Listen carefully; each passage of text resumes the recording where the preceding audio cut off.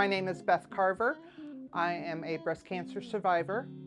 I work here at North Oaks. I've been here for 23 years. My husband Dave and I live here in Hammond. We have 3 adult children, Bailey, Aaron, and Joseph. One evening last fall, my older sister had called me and she said very nonchalantly, "No big deal, I just want you to know I've been diagnosed with breast cancer, but I don't want you to worry, it's not a big deal, we have a plan." And then she followed up with, "You are keeping up with your mammograms, right?" Which I was not.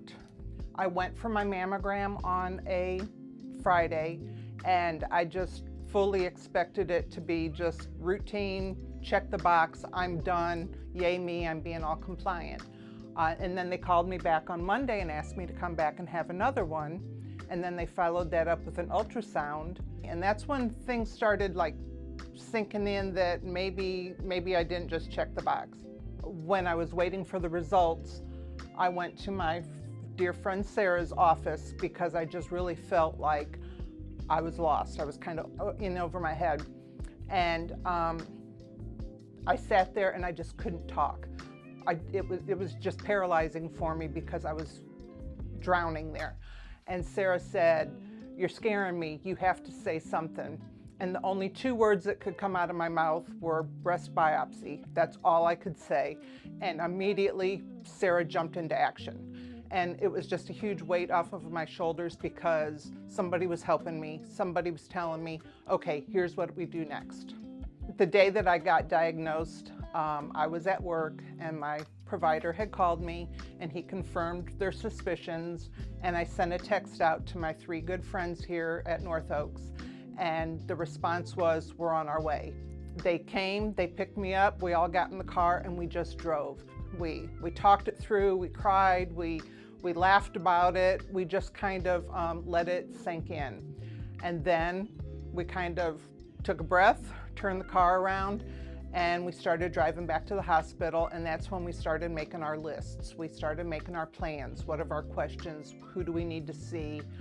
And then in fact, those 3 friends went with me to my first appointment with Dr. Lewis, my surgeon, and they stayed there with me until my husband could get there. My husband has been wonderful throughout the whole journey. A breast cancer diagnosis is pretty hard on a spouse as well. He was devastated. 36 years ago, he had promised to love me in sickness and in health, and he kept his promise to me. Following my surgery, he ensured for the first month that I had 24-hour care and I had to do nothing but heal.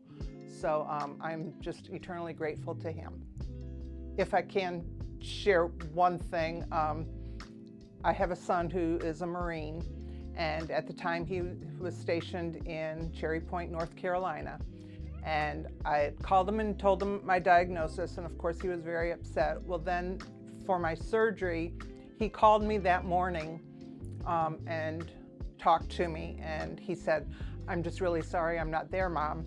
And I told him, "You know, you've got a life over there, that's fine. I'll talk to you later." And he called me that evening when I was in recovery, and again he said, "I just wish I could be there." And the next morning when I woke up in ICU, he walked in the door. He had driven all night to come and be with me, so that was I raised him right. I think there's probably a lot of women like me who think that's not going to be me. Other people get breast cancer, not me. So I would like to maybe just inspire them to check the box like I did. 1 out of 8 women get breast cancer. Maybe you are one of those 7, but go check the box. Do it for your sister. Do it for your coworker, do it for your neighbor, but just go and get the mammogram and check the box. When I was diagnosed, the breast care program was in its infant stages. So I have been able to see it really bloom and develop, and I have been fortunate enough to be part of the content and part of the design of the program. So I'm honored that I've been able to help them. I'm so impressed with the breast care program.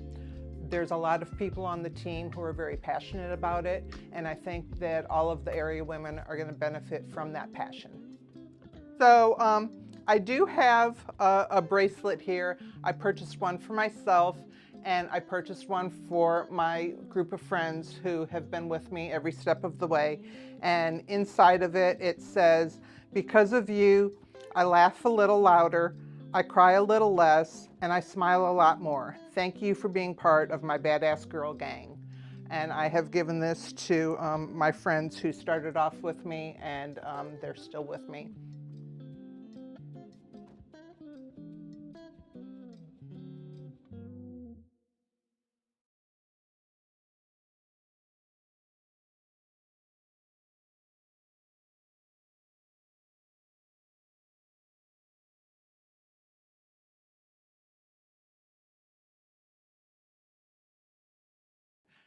And then she followed up with, "You are keeping up with your mammograms, right?" Which I was not.